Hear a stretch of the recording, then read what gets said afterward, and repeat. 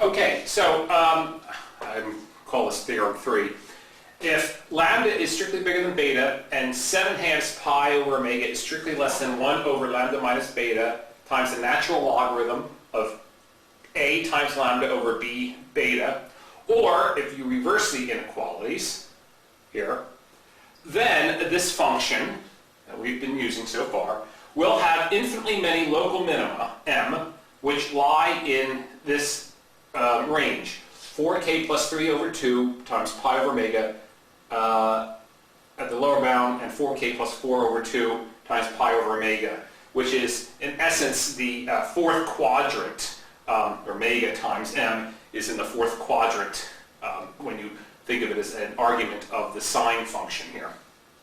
Okay, so the proof, define x sub k to be 4k plus 1 over 2 times pi over omega, and xk prime to be 4k plus 3 over 2 times pi over omega. Oh, and of course this theorem, the point of the theorem is that this holds for every value, positive integer value of k. Okay? Differentiate L minus a exponential negative lambda x times sine of omega x plus n minus b exponential negative beta x. You get L omega cosine omega x plus a lambda exponential negative lambda x sine omega x minus a omega exponential negative lambda x cosine omega x plus b beta exponential negative beta x. So y prime at x sub k equals a lambda e exponential negative lambda x sub k plus b beta exponential negative beta times x sub k. And y prime at x sub k prime equals the same thing except with a negative sign in front of the a times lambda exponential negative lambda x sub k prime, and so on. Well, this number has to be positive because the constants a, lambda, b, and beta, and of course the exponential function itself of anything is positive. Now let's examine this next term here, the y prime at xk primes. Well, we chose the constants a, lambda, b, beta to be strictly bigger than, such that this expression is strictly bigger than 7/2 pi over omega, which is exactly x1 prime. So this implies a lambda exponential negative lambda x1 prime is strictly bigger than b beta exponential negative beta x1 prime. Simply just exponentiate both sides of this inequality and move some terms around. Since the x sub k prime is bigger than x sub 1 prime for all k, well, strictly bigger than 1 here, that implies the exponential of lambda minus beta times xk prime is strictly less than x exponential lambda minus beta x1 prime, since, again, we also considered, we're also under the condition that lambda is strictly bigger than beta. Okay, so we have this x1 prime equals 7/2 pi omega.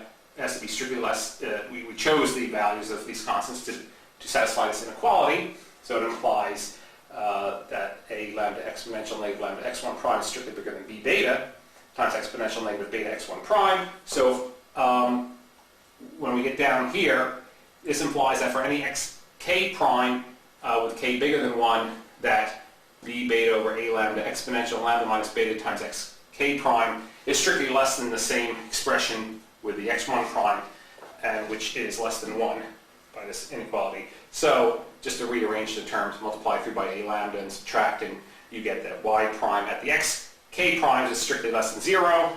Since y of x is a continuous function of x, and the x's and the x primes dovetail like this, x1 less than x1 prime, less than x2, x2 prime.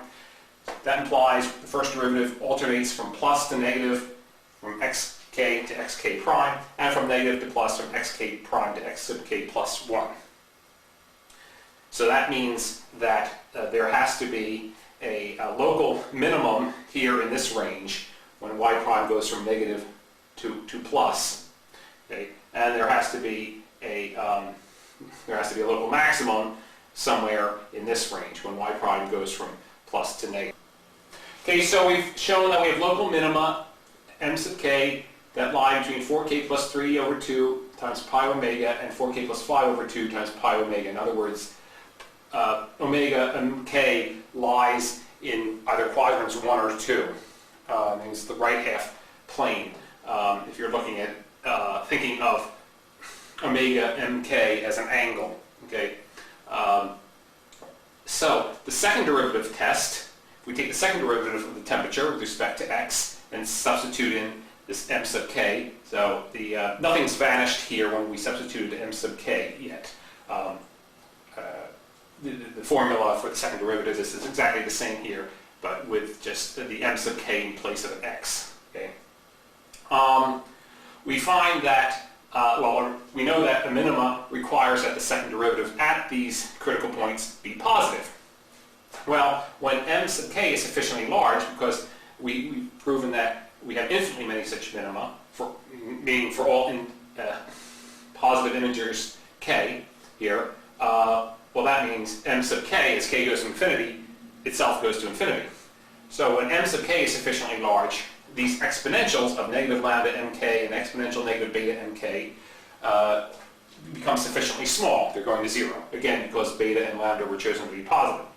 So this requires, well, what happens is, as if this drops out, these terms with the exponentials drop out, leaving negative L omega squared sine omega m sub k.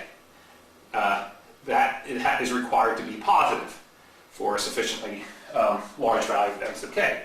And that implies the sign of omega m sub k has to be negative. And this holds only if omega m sub k is in the fourth quadrant. So we can immediately sort of lop off the right half of this interval.